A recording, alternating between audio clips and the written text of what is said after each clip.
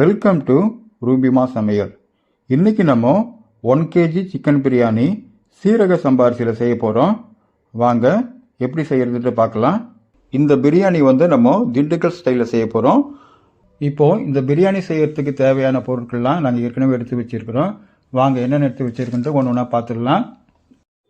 ஒரு 3 medium size வெங்காயம் நல்லா மெலிசாக அரிஞ்சு வச்சுருக்கிறோம்.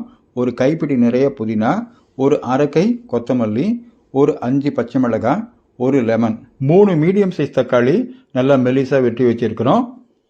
ஒரு 200 கிராம் சின்ன வெங்காயம் நாங்கள் தனியாக அரைச்சி வச்சுருக்கிறோம். ஒரு 100 மில்லி தயிர், ஒரு 5 டீஸ்பூன் இஞ்சி பூண்டு பேஸ்ட்டு, 1 கிலோ சீரக சம்பா அரிசி அளவுக்காக இந்த டம்ளரில் அளந்து வச்சுருக்கிறோம். 1 கிலோ சிக்கன் நல்லா சுத்தம் பண்ணி நல்லா கழுவி வச்சுருக்கிறோம் பிரியாணிக்காக. இப்போ